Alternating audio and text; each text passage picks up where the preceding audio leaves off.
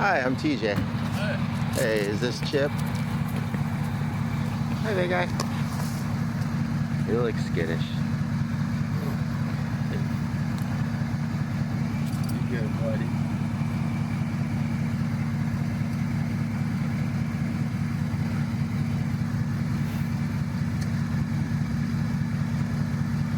It's very nice.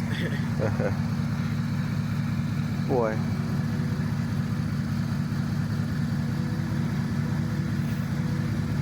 So it's pretty dark, but we'll try to go over anything that you can show that you'd like to work on now, and then I'll do the rest of the evaluation tomorrow. That works. Alright. That works. Go ahead and go do a normal kind of walk with him, and I'll see what that's like. Both for you and for him.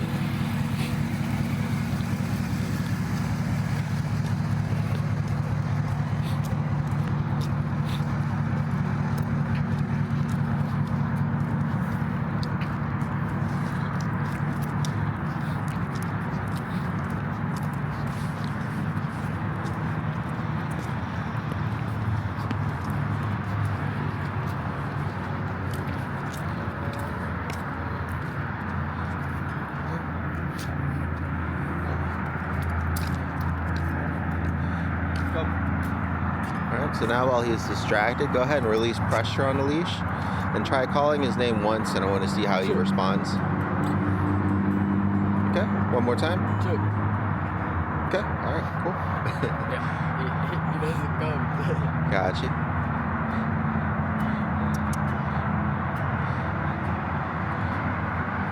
So I figure for the most part, to get his attention, you kind of have to pull on the lead. Yeah, that's the only... Come. Yeah, that's the only way to get his attention. Okay.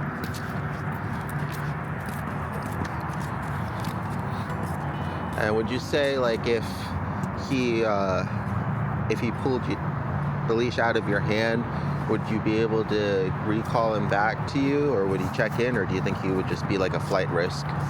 For the most part, he comes back to me. Okay. At a certain amount of distance, he always comes back. Okay. Yeah. Because I'll let him off the leash in the morning, like to just go outside. Like first thing in the morning, I just let him off the leash. He just goes in the yard and comes right back. Okay. And I can walk down the street and he'll come right back too. Okay. But I think it's really when he wants to. Right. Come.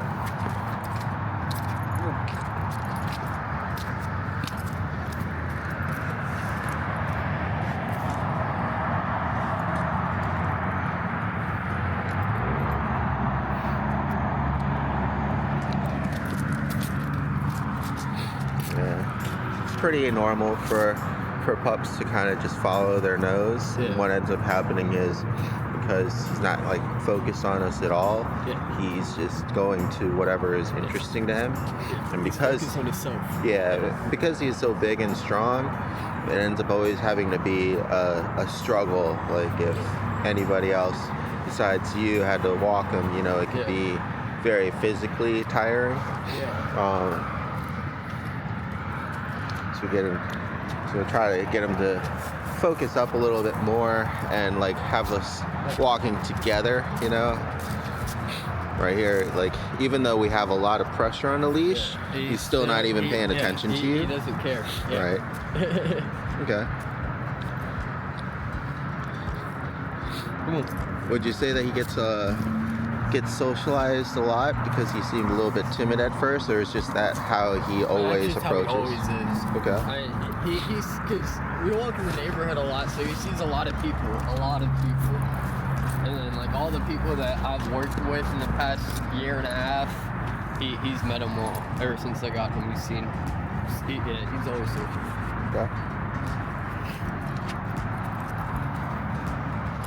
I'll take him like in stores sometimes, like if he's gotten his energy out, I'll take him places. Okay.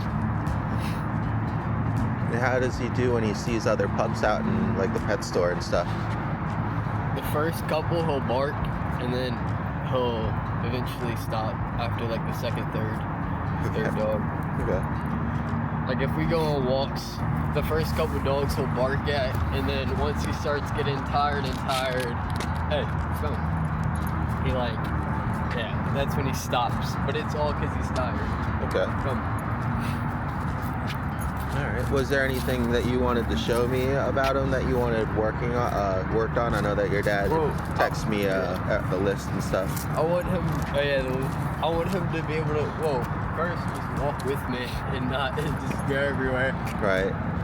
And stop pulling.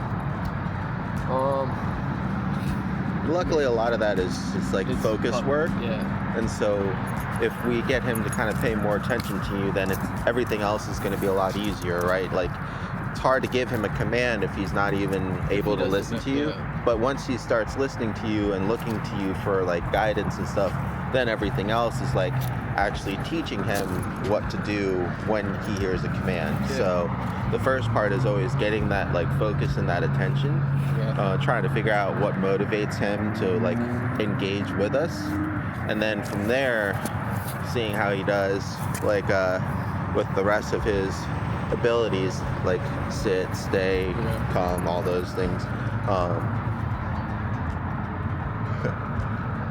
Okay.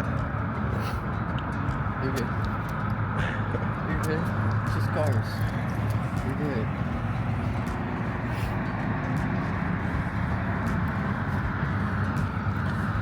What I'll do tonight is just kind of get him settled in with everybody. Has he had dinner yet? No, he has not. Okay. He normally eats around like 7. Okay. So get him settled in, get him a walk, get him used to meeting the other pups and see how he does socially with them.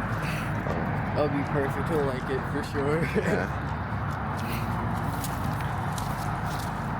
All right. Do you have any other questions for me before I kind of let you get going here? I know it's late. Really. All right. What I'll do is I'll go ahead and pause. So this morning we're going to start work on reconditioning and teaching Mr. Chip here some leash pressure as well as some basic walking behaviors. Couldn't tell last night because the footage was so dark, but he was on a prong collar and was just pulling straight through it, ignoring it. And usually those are good when trainers use them in short bursts to add additional impact and things. But a pup can get used to the additional pressure that it causes if they're allowed to just kind of continue or even not allowed to continue pulling through it and maintaining that steady amount of pressure instead of just kind of popping the leash. So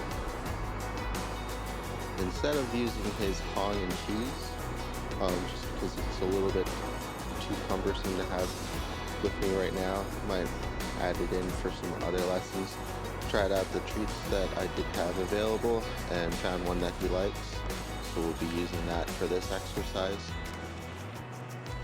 And the goal here today is to just get a rough idea through to him that when he feels the leash pressure, instead of just ignoring it and pulling through to get to whatever he wants, it should be a clear indicator of a boundary that we've created for him that he's hit because he's at the end of the leash, and then he needs to check back in with us and follow us, to get rewarded. Good boy. And we're going to start very vaguely by just walking, and then we'll get to the cones and the course here. But my goal here is to just, as soon as he hits that pressure, I'm going to turn. Yes, good boy. And as soon as he recognizes that leash pressure and redirects his focus back onto me like you saw there, I'm going to give him praise, and I'm going to mark, and I'm going to play with him, and I'm going to give him treats. And as he sticks with me, I want to go ahead and foster that engagement right now. There's a little bit of play biting, which is pretty normal for puppies. And the jumping too. And all those things we'll work on eventually, but right now I'm more concerned with engagement than anything else. And that's what we're getting Good boy. Right? He's more engaged with us now than the nose. Yes, good boy.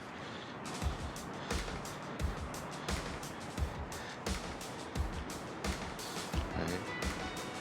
In a good way that we can, yes, good. Wait. Down. And sit. Good sit. A good way we can get him to stop fighting and jumping and chewing is just giving him something else more constructive. Good boy to do. Now that he's following me here for the treats and for the play, I'll go ahead and keep walking again, wait for him to get distracted. All right, there he goes.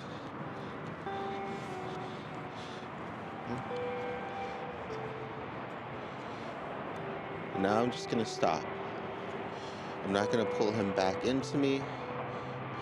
I'm gonna let him use his nose.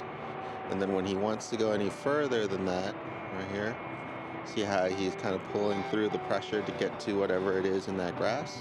That's when I'm gonna start going the opposite way. Okay, and then as soon as that tension is released, I'm gonna release the tension on my end. I want him getting used to walking on the loose leash, and when he does apply pressure, to redirect his focus back onto me. Okay. This is also going to, especially in the beginning, give him some more freedom too.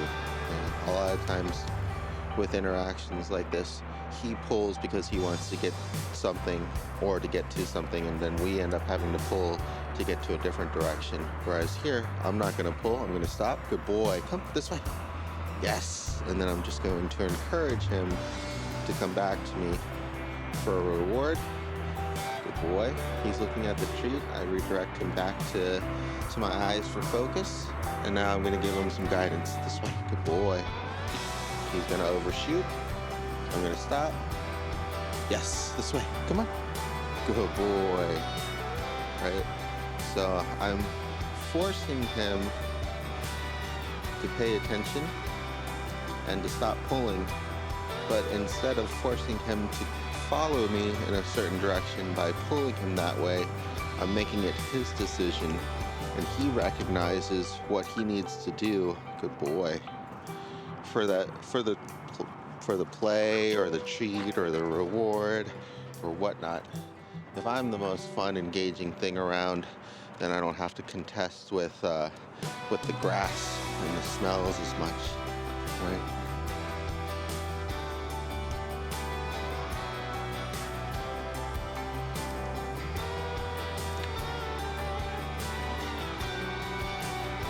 But later on too, we can do this exercise with tug toys and things like that. He comes back to me, gets to play for a little bit, and we work on his discipline by having him stop and release, and then we start walking again, and he follows again, and then we give him a break by letting him play. Okay. So once again, I'm going to pretend like I have a treat. Don't actually have one. Sit. Good boy. Wait. Here, with me. I'm going to lure him into a good walking position next to me. Then I'm going to give him the treat after a few steps.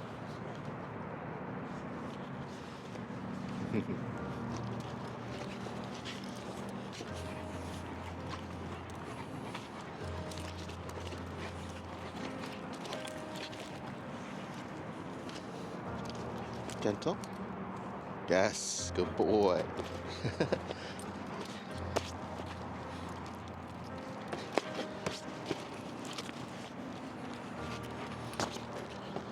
Right? And when you have this level of engagement, you don't even really need the leash. Good boy, because I can go left, I can go right, I can go this way, I can go this way. I can stop. And then once again, having him wait And then come with me. Gentle. Gentle. Good boy. Okay. Have him follow me. And we're just luring him right now. Good boy. Good boy.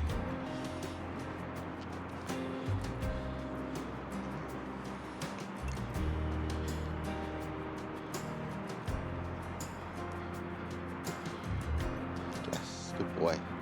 So now he's engaging with me again, so I'm going to have his eyes refocus back up onto mine. I'm going to move around. He's going to follow. If he continues focusing and following, he gets a reward. Good boy.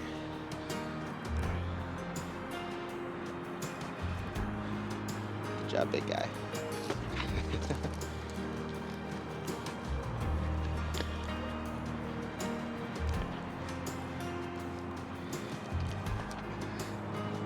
Gentle.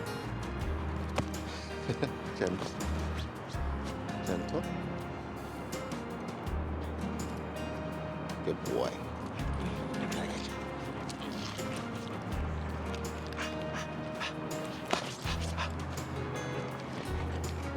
Sit.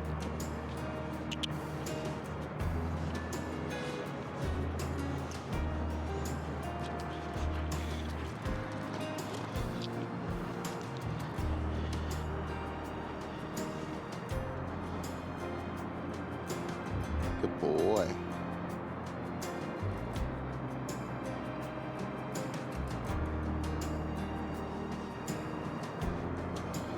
Okay.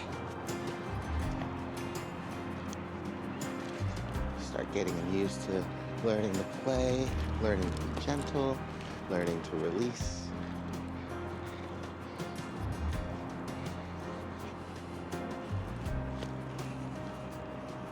Good boy. Wait. Wait.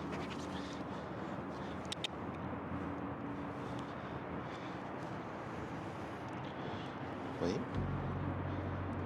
Good boy. Ready? Go. Drop. Sit. Good boy. There we go.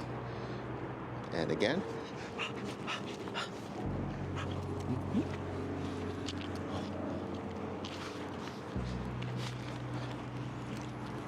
Drop. Good. Not even done with your last trick. Okay, come on. Let's go. Oh, look at you. I'm gonna get you. I'm gonna get you. Stop. Yes. Down. Yes. Good boy. Good job.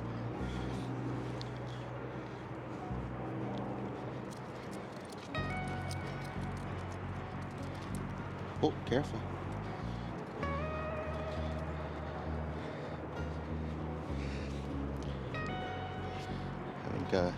Having him go with me here through the course.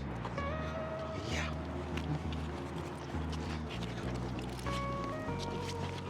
Yeah, you all fight. You all fight. Come here.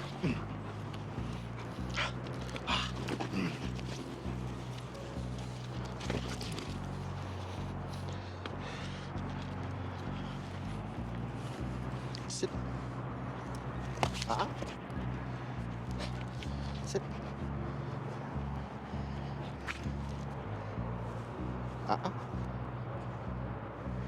Yes. Good boy. It's like playing a game of red light, green light. As he gets better, he gets more practice with it. He learns more self-control and when to turn those play behaviors on and off. And now he's eating a napkin. Chip, come. Come. Drop.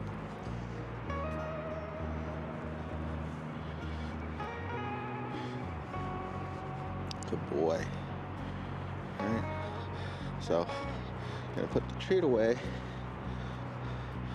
Hold my hand in the spot like I have the treat. Good boy.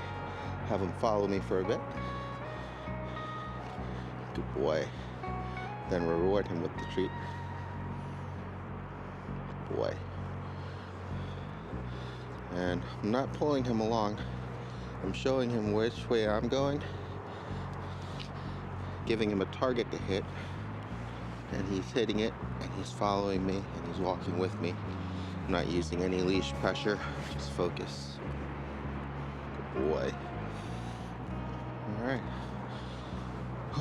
So we'll go ahead and do this exercise a few more times. So stop here on the leash pressure.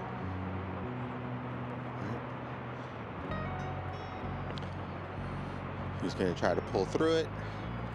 Good. He's going to try to pull through it. Yes, good boy. This way. Good boy. Very good. So I'm basically rewarding him for giving up when he feels that pressure at the end of the lead and refocusing back onto me, as opposed to good boy pulling through it to get to the next smell. And also, I'm not pulling him myself too to get him to break away from it. So here, he's interested in the person there. Yes, good boy. He feels the leash pressure, comes back, sit. Good job, big guy. So now that we've gotten some practice warm-ups in, good boy, this way. I'm gonna start putting it to real-world applications.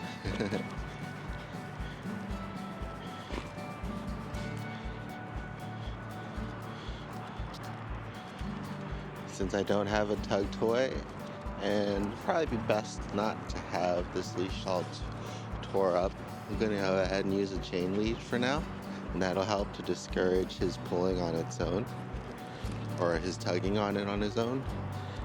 And then we'll continue practicing the release or drop it with an actual toy when I have both hands and can put the camera down, since we won't be walking around while we're recording and practicing.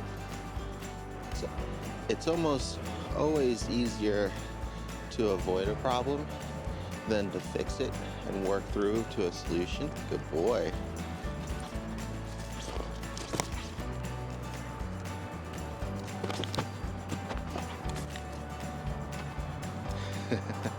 And now that he is unable to or doesn't want to bite the metal lead, he's trying to at least get up to the nylon handle, and then also swapping over to biting and playing with my legs. But as I was saying, it's always easier to avoid a problem at first, but you don't want to get into that habit of just always avoiding the issues. We want to actually be able to concentrate on working on good solutions sometimes too. It's just when people are very busy, we want to make sure that they can actually concentrate on what they need to at the time. Good boy. Like right now, for example, I wanted to concentrate on engagement and teaching him leash pressure. Right? So I'm not going to be too worried about everything else that he's doing wrong, because that can get overwhelming, it can get frustrating. Right? So once again, once he starts pulling and following his nose, I'm going to stop. Yes, good boy, this way. Redirect his focus to follow me. Give him a spot to stay with. Go in the general direction that I want to go for the walk. Okay. You can see there something else that we'll have to work on is when he gets the treat. Believes that the task is over, right? Which kind of makes sense. Usually he gets the treat at the end of a command. Like we ask him to sit, we ask him to drop, he executes, and then he gets a reward, and then he's back on his nose, right? Especially with good walking behaviors. Good boy, this way. We'll have to eventually, instead of just redirecting his focus constantly, we want to just maintain his focus. So there, he started going overshooting. So I'm gonna go ahead and give him one, and then good boy. Before he checks out, I'm gonna check him back in and try to, yes, this way. Show him that I have a reward, and instead of giving it to him right away, having him follow me for a bit, good boy, this way. Yes, good boy, and then giving him the reward. So right now we're just gonna work on leash pressure, redirecting attention and focus. And then later on, we'll work on maintaining focus. So here, also to note, right, as soon as he starts pulling, I don't let him make any more progress. Good boy. Yes, so redirect his focus. And then if I don't get him to come back to me, right, as soon as we start walking again, he doesn't have very much distance before he runs out of leash and starts pulling again. So that's why we need him to come back towards us.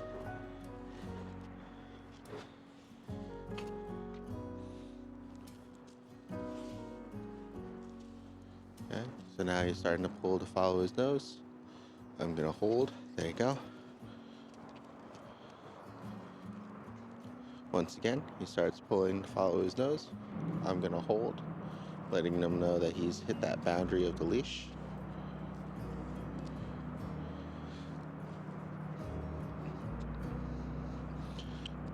Now that he's within the boundaries, he can still smell, but the tension is released.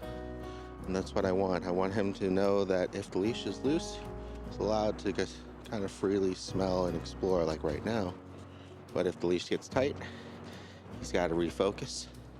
I'm going to help him out by walking in the different direction there. Good boy. Okay, back to keeping it nice and loose. Okay, and now I'm going to go right. Yes, good boy. And that interrupts his train of thought from following his nose and going straight. So instead of telling him what not to do, I let the leash create the boundary, and then I give him something else to do. This is where you'll see a lot of trainers use like the U-turn exercises, because it really forces the refocus back onto the other direction. Good boy, just like that, right? It's also when sometimes people will pop the leash or add additional pressure. Because he's so used to ignoring additional pressure right now, I want him to actually just follow me through engagement and feeling rewarded. Good boy, yes. Right? Teach him on leash pressure and off leash pressure, as opposed to just using more pressure all the time.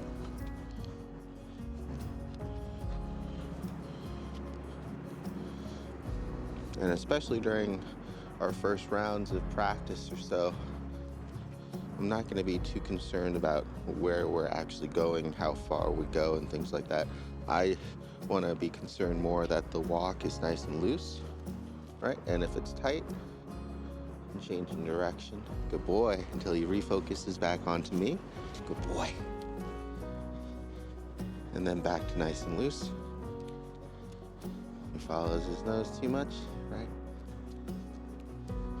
Here, once again, if he starts pulling through the pressure, I'm gonna apply directional pressure now the opposite way to help him get him to refocus, as opposed to just staying in that zone where he has that pressure that he's just getting used to. Yes, good boy. Come on. All right. So once again, we know that that's gonna be an area for him.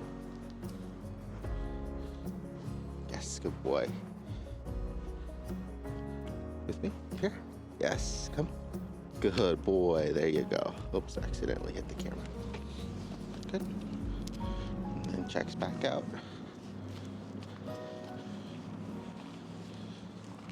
Okay. Yes, good boy, this way. Every time he starts to pull, I do something about it. The sharper, the more precise the timing that we hit, the less likely it is that we're going to be stuck in that gray zone when he's just constantly pulling and we're constantly pulling. Instead of continuous dull pressure, we want to make a sudden pressure. So that way it actually has more impact. and it's a lot harder to just ignore. It's also why I'm changing direction. It's because, good boy, it kind of forces him to refocus back onto me. Good boy, this way. He has to follow me for a bit. Wait. Good boy. Okay, free. And then he gets his treat, and then he gets to go back on his walk. Good boy. Okay. Gonna give him as much freedom on this walk as possible to go ahead and smell things. I'm not gonna force him to move, but the only time I will force him is when he hits that end of the leash. Good boy. And I'll change direction to give him something to focus on and guidance. Good boy. Good boy, yes. All I did there was just stop, kept going, right? So the natural pressure of the leash let him know that he needed to refocus back onto me. Good boy. I'm gonna go ahead, do maybe half an hour or so of this exercise with him and give him a break. Work on Mr. Hudson for a bit. And he's doing really well so far.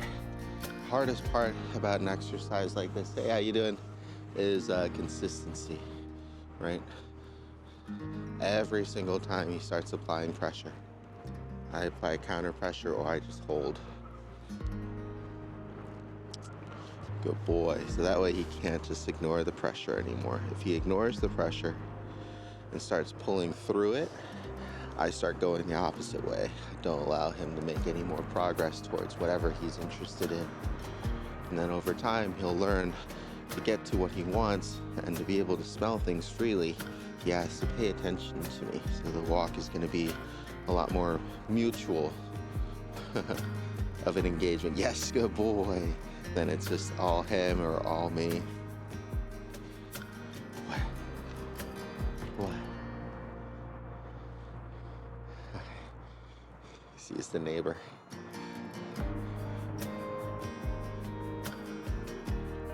We'll also be working on his name recognition too, since he's distracted right now. Chip. Yes, good boy. Use his name, he responds, he gets rewarded. And we want that to be a twitch response as much as possible. And back in. We're actually going around for another lap. Trying to keep the leash. Yes, good boy. Nice and loose. Yes, good boy. So whenever he starts going one way, I start going another way. Good boy. Just to kind of keep him on his toes, right? He's keeping engaged because he has to be. He can't just ignore me. Good boy. All right, we'll go ahead and pause here so the video is not too long. We'll keep practicing with him.